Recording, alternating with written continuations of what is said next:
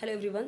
आज हम देखने वाले हैं हिंदी साहित्य का एक और वीडियो, जो कि ये आपका है एनटीए यूजीसी नेट जेआरएफ का। ठीक है, तो इसमें हम पहले के कई सारे वीडियोस देख चुके हैं, प्लेलिस्ट में अपलोडेड हैं, सारे आप देख सकते हैं। अलग से प्लेलिस्ट बना हुआ है नेट जेआरएफ करके, उसमें आप सारे वीडियोस देख सकते हैं। तो लास्ट वीडियो में हमने ये स्टार्ट किया था हिंदी भाषा और उसका विकास, तो उसका रिमेनिंग जो पार्ट है वो हम आगे देख रहे हैं एक एक करके। हर एक एक पेज हम एक एक वीडियो में देख रहे हैं। ओके, चलिए देखते हैं। तो लास्ट वीडियो में हमने क्या देखा था कि विश्व भाषा के बारे में, कौन अलग अलग से विश्व भाषाएं हैं, तो उसका मैंने वीडियो अपलोड किया हुआ है, तो आप देख सकते हो। अभी हम क्या देख रहे हैं, भारतीय आर्य भाषाएं और हिंदी भाषा। यहाँ से हमारा स्टार्ट हो रहा है कि भारत की भाषाएं जो भी हैं और हिंदी भाषा। ठीक है, भारतीय आर्य भाषाएं और हिंदी भाषा का क्या है, टाइम पीरियड क्या क्या है, वो सब इसमें दिया हुआ है।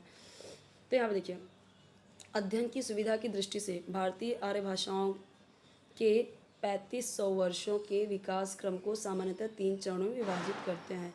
यानी कि अध्ययन की सुविधा की दृष्टि से जो भारतीय आर्य भाषाएं हैं ना, वो 3500 वर्षों के विकास क्रम को, जो विकास यानी कि जो भाषाएं हैं कितनी पुरानी है, 3500, तो उसको सामान्यतः 3 चरणों में विभाजित किया है, 3 अलग अलग पार्ट में उसे डिवाइड किया है।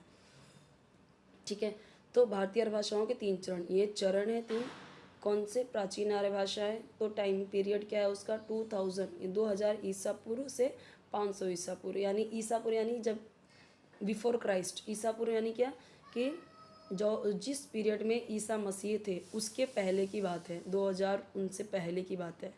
ठीक है, तो ये टाइम पीरियड है। मध्यकालीन आर्य भाषा क्या है, तो यहाँ से वही स्टार्ट हो रहे 500 यानी ईसा पूर्व के 500 से पहले 1000 ईस्वी। ठीक है, फिर आधुनिक आर्य भाषाएं। अब समझिए, ये जो टाइम पीरियड है 2000 ईसा पूर्व, तो इसमें क्या किया जाता है आपका, वैदिक संस्कृत, लोक संस्कृत, सॉरी लौकिक संस्कृत। ठीक है, वैदिक संस्कृत एंड लौकिक संस्कृत, इसका टाइम पीरियड यहाँ पे दिया हुआ है।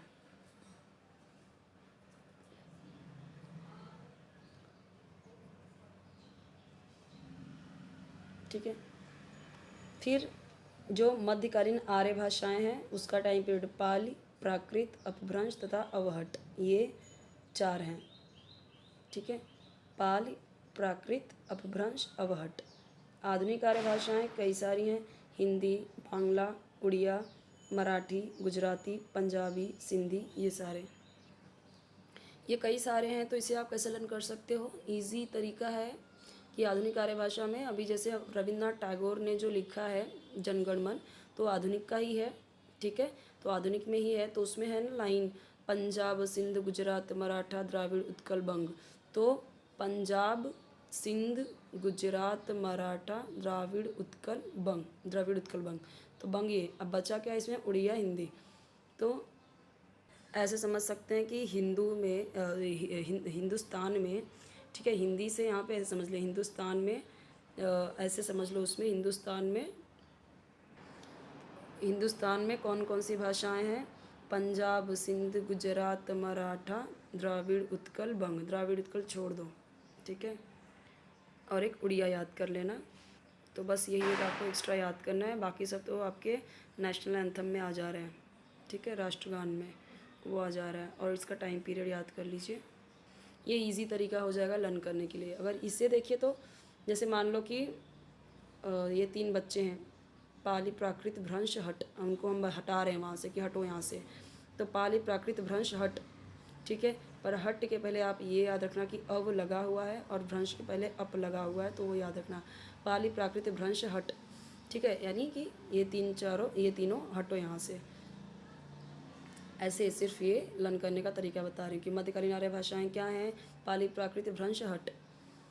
आधुनिक भाषाएं, आर्य भाषाएं क्या क्या है, पंजाब, सिंध, गुजरात, मराठा, द्राविड़, उत्कल, बंग। ठीक है, और ये कहाँ पे है, हिंदुस्तान में। एक उड़िया उसमें ऐड कर लेना आप। ठीक है, ऐसे आप इजीली याद कर सकते हो, और टाइम पीरियड आपको ये सन तो याद करना पड़ेगा। तो ये आप लर्न कर लीजिए। नेक्स्ट है प्राचीन भारतीय आर्य भाषाएं। भारत में भाषा का प्राचीनतम रूप संस्कृत है, ये हमें पता है कि जो, क्योंकि इसे क्या बोला गया है, देवभाषा। देवभाषा कब था, देव कब थे यहाँ पे, देवताओं का राज कब चलता था? जब इंसान मतलब पहले बोलते ना सतयुग, जब भगवान थे, तो वो लोग क्या बोलते थे? संस्कृत। ऐसा समझ के चलिए।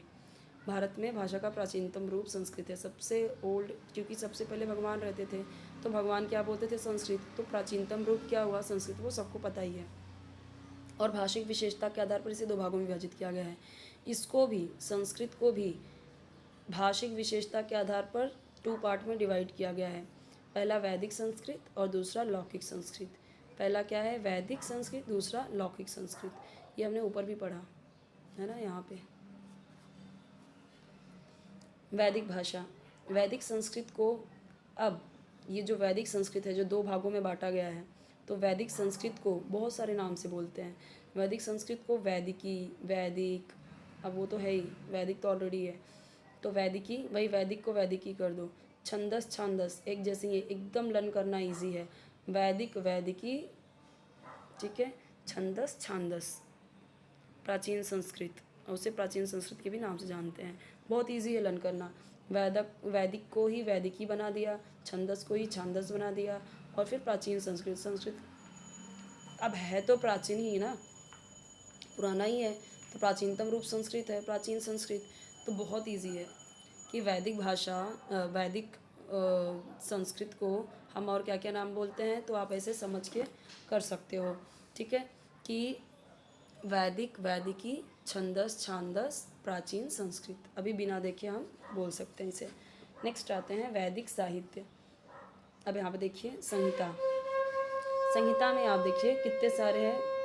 अब ये तो आपको पता ही है, ऋग्वेद, यजुर्वेद, सामवेद, अथर्ववेद, यही है 4 वेद। वही 4 वेद, अब वही आपको पूरा पूरा नाम ना लिख के आधा आधा समझ लो। ऋक, यजु, साम, अथर्व, इजी हो गया। ऋक संहिता, यजु संहिता, साम संहिता और अथर्व संहिता। तो जो ऋक संहिता है ना, ये सबसे इम्पॉर्टेंट है, ठीक है। ब्राह्मण, ब्राह्मण में कर्मकांड की व्याख्या की गई, ये हम सबको पता है ये चीज़ें। हर संहिता के अलग अलग ब्राह्मण ग्रंथ हैं। ऋग्वेद को तो अभी ये जितने संहिता है ना, तो हर संहिता के अलग अलग ब्राह्मण ग्रंथ हैं।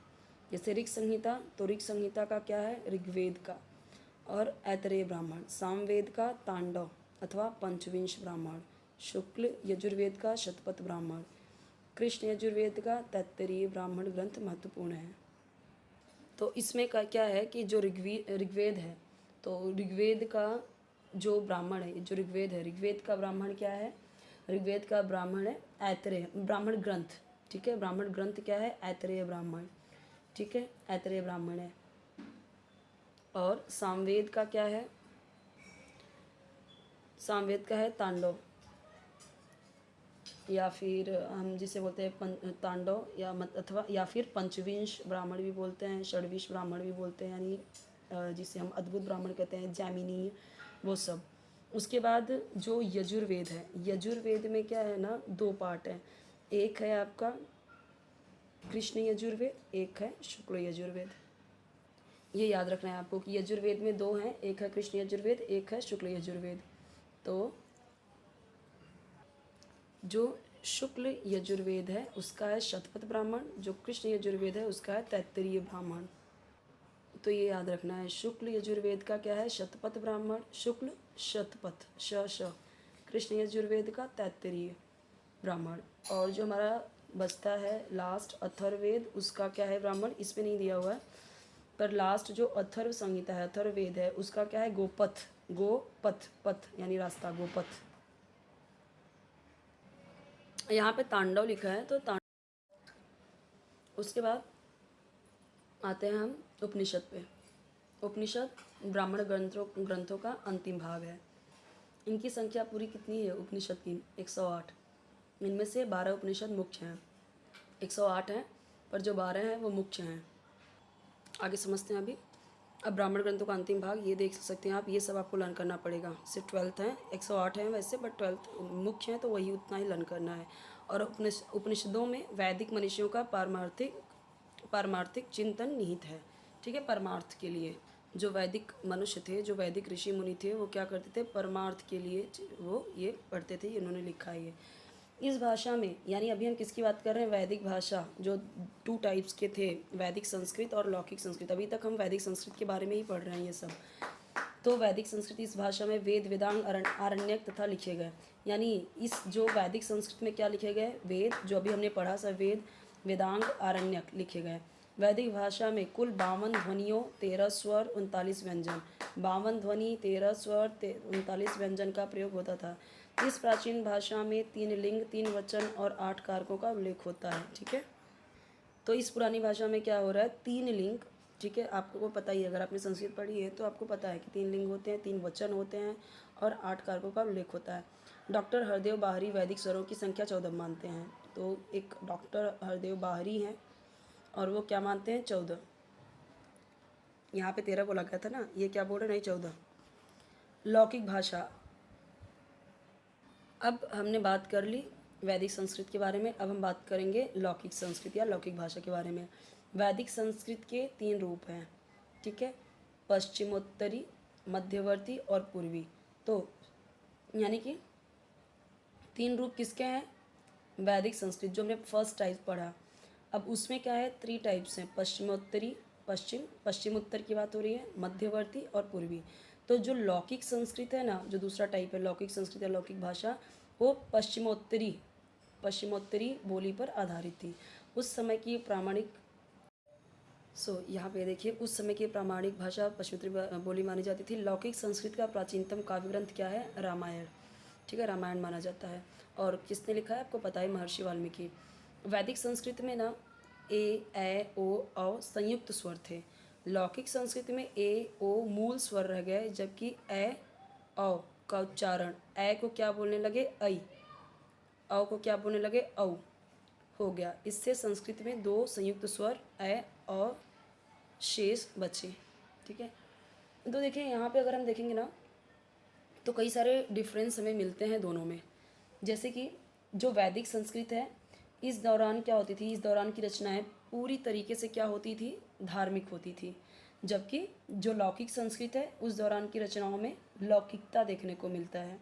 ठीक है, वैदिक संस्कृत में पर्याप्त शब्दों का उपयोग किया गया है। जैसे अगर हम देखें तो उस टाइम पे ना बोलते जो, जैसे एग्जाम्पल के तौर पर मैं आपको बताऊं तो देवासः,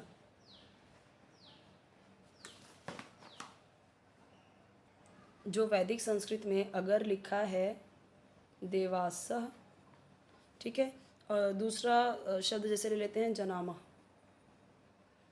तो ये होता था वैदिक संस्कृत में। लेकिन लौकिक संस्कृत में क्या कर दिया, उसे कम कर दिया। ठीक है, कुछ वैदिक शब्द विलुप्त हो गए, तो उसे देवासः को क्या कर दिया, देवः कर दिया, और जनामा को क्या कर दिया, जनः कर दिया। मतलब धीरे धीरे चीज़ों को क्या किया, शॉर्ट करते गए। अभी भी की भाषाओं में हम देखते हैं ना कि हम शॉर्टकट बोलते हैं। इंग्लिश में भी आप देखोगे तो धीरे धीरे लोग अब जैसे डू नॉट को डोंट बोलने लगे, कैन नॉट को कांट बोलने लगे। तो धीरे धीरे क्या कर रहे हैं, शब्दों की जल्दबाजी में या उसको कम करने के लिए, सरल करने के लिए वो उस चीज़ों को कम करते गए। ये चीज़ें देखने को इसमें मिलती हैं। और क्या है, वैदिक संस्कृत में ना स्वरों की संख्या अधिक है, और इसमें क्या है, लौकिक संस्कृत में हम अगर देखें तो स्वरों की संख्या कम है। अर्थात जैसे कि अगर आप देखोगे तो वैदिक संस्कृत में ना ये यूज़ होता था, लेकिन लौकिक संस्कृत में इसका यूज़ करना बंद कर दिया गया। ठीक है, और वैदिक संस्कृत में उपसर्ग धातुओं से पृथक हैं, यानी आपको पता ही है उपसर्ग और धातु अलग अलग है, इनका स्वतंत्र प्रयोग किया जा सकता था इसमें वैदिक संस्कृति में। लेकिन लौकिक संस्कृत में क्या हो गया, उपसर्ग धातु से जुड़े हो गए। अभी के अगर हम देखें तो उपसर्गों के क्या होता है, उपसर्गों के स्वतंत्र प्रयोग पर प्रतिबद्धता लग गई। आपको पता ही कि उपसर्ग को हम ऐसे स्वतंत्र रूप से अभी प्रयोग नहीं करते हैं। ठीक है, उसको मूल धातु में प्रयोग लगा के ऐड करके तब करते हैं। वैदिक संस्कृत में क्या होता है, कुछ स्थानों में ना जो सप्तमी एक वचन विलुप्त हो जाता है। ठीक है, और लौकिक संस्कृति में क्या होता है, सप्तमी एकवचन विलुप्त नहीं होता है। ये कुछ डिफरेंसेस हैं।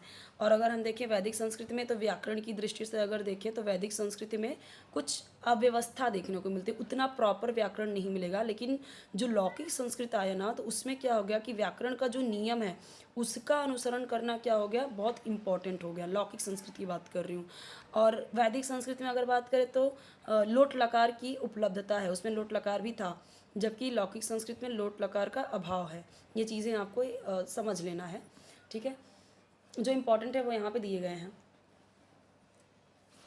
वैदिक संस्कृत में एक चीज़ और देखिए कि केवल अनुस्वार ही शुद्ध नासिक्य था। अनुस्वार, संस्कृत में यह अनुस्वार यानी ये डॉट और अनुनासिक, ये अनुस्वार हो गया और ये अनुनासिक के रूप में विभाजित कर दिया गया, दो पार्ट में कर दिया, एक डॉट वाला अंग वाला, एक जो अनुनासिक हो गया।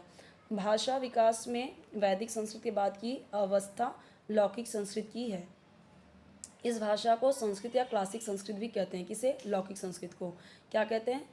संस्कृत, सिर्फ संस्कृत, और क्लासिक संस्कृत भी कहते हैं। लौकिक भाषा का भाषिक विवेचन सर्वप्रथम पाणिनिकृत अष्टाध्यायी में मिलता है। अब ये समझिए कि ये अगर हम देखें जो पाणिनि है जिन्होंने माहेश्वर सूत्र दिया, ठीक है, पूरा जो 14 माहेश्वर सूत्र हमने लर्न कर रखा होगा, आपने भी किया होगा 10th-12th में, तो आयुड रिलिक हैवरट लर्न, ये सब जो भी है, अभी तो मुझे इतना याद नहीं है, बट हमें संधि विच्छेद सीखने के लिए वो इम्पॉर्टेंट होता था लर्न करना, राइट, और समास वगैरह सब।